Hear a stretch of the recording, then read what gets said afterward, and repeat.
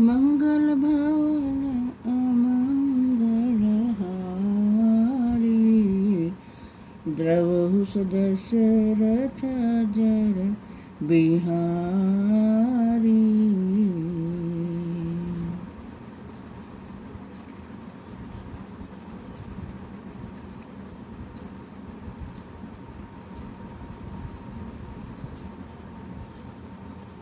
मंथरा कैकेयी की बुद्धि को पलट देती है और श्री रामचंद्र जी के राज्य को सुनकर कि जिनको राजा युवराज पद देते हैं, और कैकेयी के कान भरती है। आज विधाता कौशल्या के अनुकूल है, उनके हृदय में गर्व नहीं समाता है। वह कहती है, तुम स्वयं जाकर शोभा ही देख लो, जिससे मेरा मन क्षोभित है। तुम्हारा पुत्र तो विदेश में है, तुमको कुछ सोच नहीं है। जानती हो कि राजा हमारे वश में है। तुम्हें तो रुई की सेज पर सोना प्यारा लगता है। मंथरा राजा की छलमयी चतुराइयों को दिखाती है, समझाती है। रानी उनके प्रिय वचन सुनकर किंतु उसको कुटिल मन जान क्रोधित होकर बोली, चुप रह। यदि फिर इस घर में फूट डालने वाली ऐसी बात कहेगी तो तेरी जीभ निकाल लूंगी। काने खोरे कुबरे कुटिल कुचाली जान, तिय विशेष पुनि तेरी कही। भरत मातु मुस्कानी सियावर राम, जय जय राम मेरे प्रभु राम, जय सिया राम करो कल्याण, जय जय राम।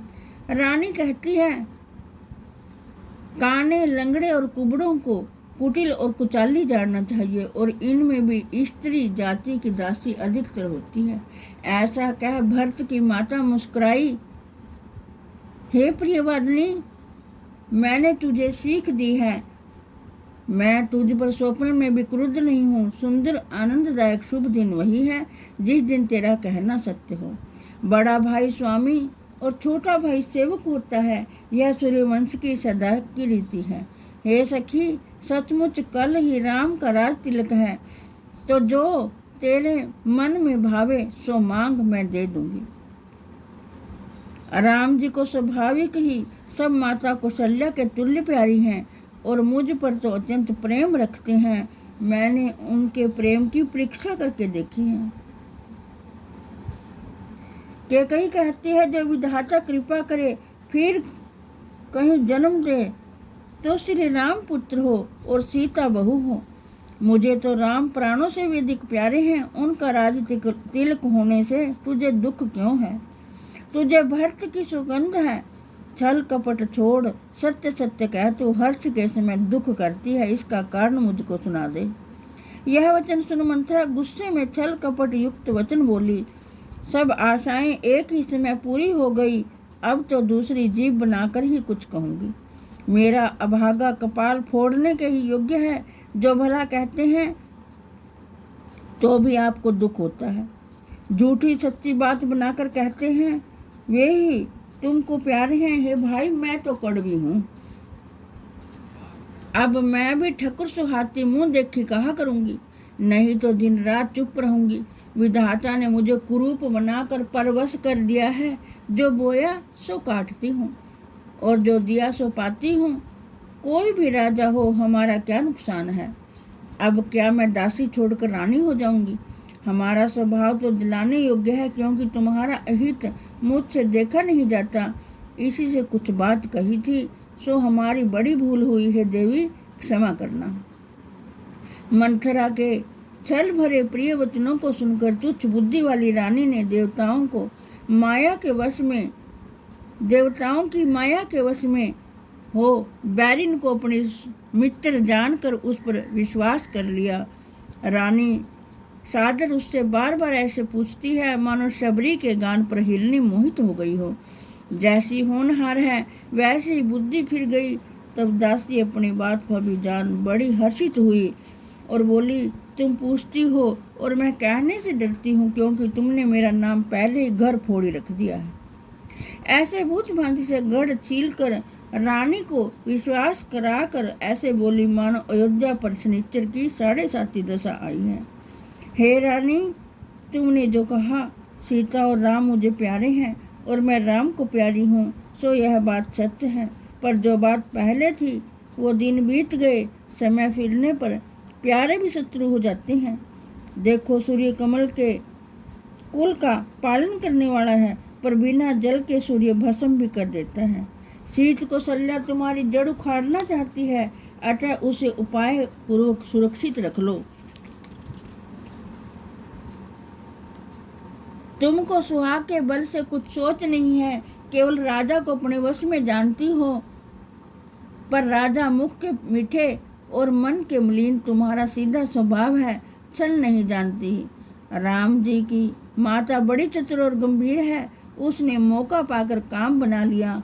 राजा ने भरत को नानी के भेज दिया। यह कौशल्या की सलाह है। वह जानती है कि जब सब सो तो मेरी भली प्रकार सेवा करती हैं, केवल भरत की माता ही कोई पति के बल का घमंड है। इसी से तुम कौशल्या को खटकती हो। हे भाई, वह बड़ी बुद्धिमान है, उसका छल दिखाई नहीं देता। राजा तुम पर बहुत प्रेम करते हैं, वह स्वभाव से यह नहीं देख सकती, इसलिए यह जाल रचकर राजा को वश में करके राम जी के राज्याभिषेक के लिए लगन ठहराई है। राम का तिलक होना यह कुल के अनुकूल है, यह सभी को पसंद है और मुझे तो बहुत पसंद है, पर आगे की बात सोचकर मुझे डर लगता है। ईश्वर उसका फल उसी को देगा। इस प्रकार करोड़ों कुटिलपने की बातें समझाकर मंथरा ने कैकेयी को उल्टा सीधा ज्ञान कराया और सौतों की सैकड़ों कथा इस प्रकार कही जिससे विरोध बढ़े। भावी वश रानी के मन में विश्वास हो गया। रानी उसे फिर सौगंध देकर पूछने लगी। दासी बोली, क्या पूछती हो? तुम अब भी नहीं समझी? अपनी भलाई बुराई तो पशु भी जानते हैं। सारा ठाठ बाट रचते आज 15 दिन बीत गए और तुमने मुझसे आज यह समाचार पाया है। हमने तुम्हारे राज्य में खूब खाया पहना है, सत्य कहने में कुछ दोष नहीं है। यदि मैं कुछ बनाकर असत्य कहूँगी तो ब्रह्मा मुझे दंड देगा।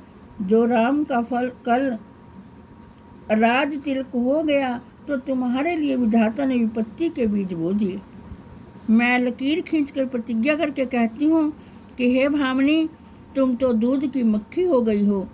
यदि पुत्र समेत कौशल्या की सेवा करोगी तो घर में रह सकोगी, अन्यथा और कोई उपाय नहीं है। जैसे कद्रू ने विनता को दुख दिया, ऐसे ही कौशल्या तुमको दुख देगी। भरत जी जेल का सेवन करेंगे और लक्ष्मण रामचंद्र जी के नायब होंगे। कैकेयी मंथरा के कटु वचन सुनकर कुछ न बोली, सहम के सूख गई। शरीर में पसीना आ गया और केले की भांति कांपने लगी। तब कुबरी ने अपनी जीभ दांतों तले दबाई। करोड़ों कपट भरी कहानी कहकर रानी को समझाने लगी कि हे रानी, धीरज धरो। उसने बुरा पाठ पढ़ाकर रानी को ऐसी कठिन कर दी जैसे कि काठ खुश्क होने पर फिर नहीं नवता। फिरा करम प्रिय लागी कुचाली, जय सिया राम बकी सराय मानी मराली। जय सिया राम सुन मंथरा बात पुर तोरी, जय सिया राम दाहिनी आंख नित्य फर कही मोरी। जय सिया राम। कैकेयी का कर्म फिर गया। उसे वह कुचालनी प्यारी लगने लगी। वह बगुली को हंसनी मानकर सराहने लगी। हे मंथरा, सुन, तेरी बात सत्य है। मेरी दाई आंख नित्य फड़कती है। दिन रात बुरे स्वप्न देखती हूँ, पर अपने मोहवश तुझसे कभी नहीं कहती। हे सखी, क्या करूँ? मेरा तो सीधा स्वभाव है, मैं किसी को दायां बायां नहीं जानती।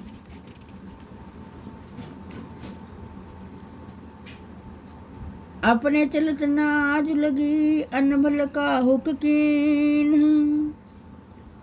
कही अघ एक ही बार मोही, देव दुसह दुख दीन। सियावर राम जय जय राम, मेरे प्रभु राम। जय सिया राम, करो कल्याण जय जय राम। अपनी ओर से मैंने आज तक किसी का बुरा नहीं किया, फिर ना जाने किस पाप के कारण विधाता ने मुझे एक साथ कठोर दुख दिया। मैं भले ही नहर में जाकर जन्म बिता दूंगी, परंतु जीते जी सोत की सेवा नहीं करूंगी। विधाता जिसे शत्रु के वश कर जीवित रखता है, उसे तो जीने की अपेक्षा मरना ही अच्छा है। दीन वचन का बो विधिरानी, जय सिया राम। सुनि कुबरी तिय माया ठानी, जय सिया राम। अस कह कहू मानी मन ऊना, जय सिया राम। सुख सुहाग तुम कह दिन दूना, जय सिया राम। जब रानी ने नाना भांति से दीन वचन कहे तो कुबरी ने यह सुनकर फिर तिरिया चरित्र रचा और कहा, तुम अपने मन में ग्लानि लाकर ऐसा क्यों कहती हो? तुम्हारा सुख और सुहाग दिन दिन दूना हो। जय राउर असी अनभलता का, जय सिया राम। सोई पाई ही यह फल परिपाका, जय सिया राम। जब ते कुमति सुना मैं स्वामिनी, जय सिया राम। भूख नवासल नींद नयामिनी, जय सिया राम। जिसने आपका ऐसा बुरा चाहा है, वही परिणाम में इसका फल पावेगा। स्वामिन, मैंने जब से यह कुमति सुनी है, तब से ना तो दिन में भूख लगती है और ना रात में नींद आती है। मैंने ज्योतिषियों से पूछा है तो उन्होंने रेखा खींचकर कहा कि भरत राजा होंगे। यह सत्य है हे भामिनी। तुम यदि कुछ उपाय करो तो राजा तुम्हारी सेवा से बस में हैं हो जाएं। तब कैकेयी बोली, तेरे कहने से मैं कुएं में गिर सकती हूँ, पुत्र तथा पति को त्याग दूंगी। तू मेरी भारी दुख को देख कुछ कहती है तो भला मैं अपने हित के लिए उसे क्यों न करूंगी। कुबरी ने कैकेयी को हर तरह राजी कर कपट रूपी छुरी को हर्ष रूपी पत्थर पर चिताया, पैना कर लिया। पर रानी अपने निकट आने वाले दुख को ऐसे नहीं देखती जैसे बलि का पशु हरी घास को चरता है। दासी की बात सुनने में तो कोमल है, पर अंत में भयानक है, मानो शहद में विष मिलाकर देती है। दासी बोली, हे स्वामिन, तुमको याद है कि नहीं, एक कथा तुमने मुझे कही थी। तुम्हारे 2 वरदान राजा के पास धरोहर हैं, उनको मांग कर छाती ठंडी करो। अपने पुत्र को राज्य और राम जी को वनवास देकर सोच का आनंद छीन लो। राजा जब राम की शपथ खा लें तब मांगना, जिससे वचन ना टले। आज रात्रि व्यतीत हो जाने पर सारा काम बिगड़ जाएगा। मेरे इन वचनों को प्राणों से भी अधिक प्यारे मानो।